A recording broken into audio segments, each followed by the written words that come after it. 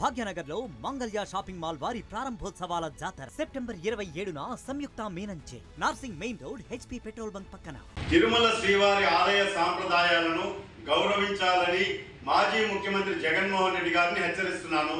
అయ్యా జగన్మోహన్ రెడ్డి గారు, మీరు తిరుమల శ్రీవారి దర్శనానికి వచ్చినప్పుడు డిక్లరేషన్ లో సంతకం పెడితే మీరు హిందువులుగా మారిపోరు అన్న విషయాన్ని గమనించండి.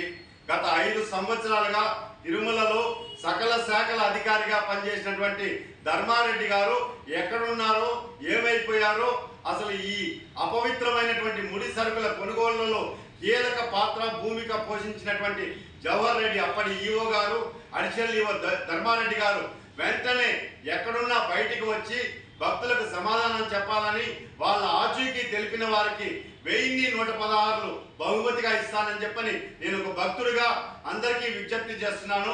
అదేవిధంగా ఎవరైతే ఏ ప్రభుత్వం అధికారంలో ఉంటే, ఏ ప్రభుత్వానికి సంబంధించిన అధికారులు ఉంటే వాళ్ళకి తానా అంటూ కొంతమంది అర్చకులు, కొంతమంది జీయర్లు గత 5 సంవత్సరాలుగా వ్యవహరించడం చాలా బాధాకరం, బాధ్యతారాహిత్యం. అందులో భాగంగా గత 5 సంవత్సరాల్లో తిరుమల కొండ మీద అనేక అపశృతులు జరిగాయండి. కానీ భక్తులుగా మేమంతా ప్రశ్నిస్తే మమ్మల్ని ఎదురుదాడి చేశారు. అవన్నీ కరెక్టే అని చెప్పి ఇదే కొంతమంది అర్చకులు, జియర్లు. నేను ఒకటే అడుగుతున్నా, గత 5 సంవత్సరాల్లో పార్వేటి మండపాన్ని కూల్చేశారు. ఆ రోజు ఏమైపోయారు మీరంతా? అది అపశృతి కాదా? అదేవిధంగా వైకుంఠ ఏకాదశి, ద్వాదశి 2 రోజులు మాత్రమే అనేక సంవత్సరాలుగా జరిగేది తిరుమల ఆలయంలో. దాన్ని 10 రోజులు పెట్టినప్పుడు ధర్మారెడ్డి అది తప్పు అని ఎందుకు చెప్పలేకపోయారు? అది అపశృతి కాదా? అదేవిధంగా ధర్మారెడ్డి ఇంట్లో ఒక దుర్ఘటన, ఒక అసంఘటన, ఒక బాధాకరమైనటువంటి సంఘటన జరిగితే ఆ రోజు 11 రోజులు అంటు తీరక ముందే ఆయన తిరుమల ఆలయంలోకి ప్రవేశించినప్పుడు పెద్ద జీయరు, చిన్న జీయర్ గారు, అదేవిధంగా ప్రధాన అర్చకులు అయ్యా అంటు తీరక ముందే తిరుమల ఆలయానికి రావడం హిందూ సనాతన ధర్మంలో చాలా పెద్ద అపచారం అవుతుందని ఎందుకు చెప్పలేకపోయారు అని చెప్పని నేను ప్రశ్నిస్తున్నా.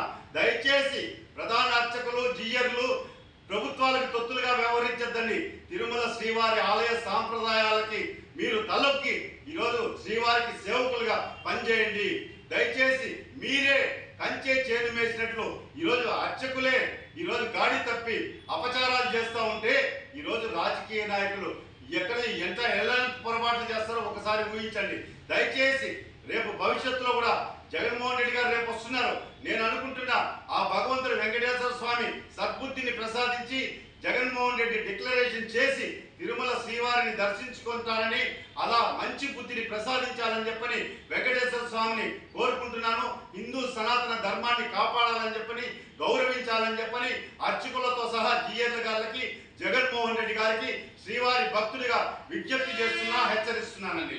భాగ్యనగర్లో మంగళ్య షాపింగ్ మాల్ వారి ప్రారంభోత్సవాల జాతర సెప్టెంబర్ 22న కీర్తి సురేష్ చే Sudarshan theatre complex RTC cross roads నందు. సెప్టెంబర్ 27న సంయుక్త మీనంచే Narsing main road HP petrol bunk పక్కన. సెప్టెంబర్ 29న శ్రీలీలా గారిచే మణికొండ మర్రి చెట్టు నందు. మంగళ్య షాపింగ్ మాల్స్ గొప్ప ప్రారంభం. ప్రారంభోత్సవ ఆఫర్స్ మిస్ కాకండి.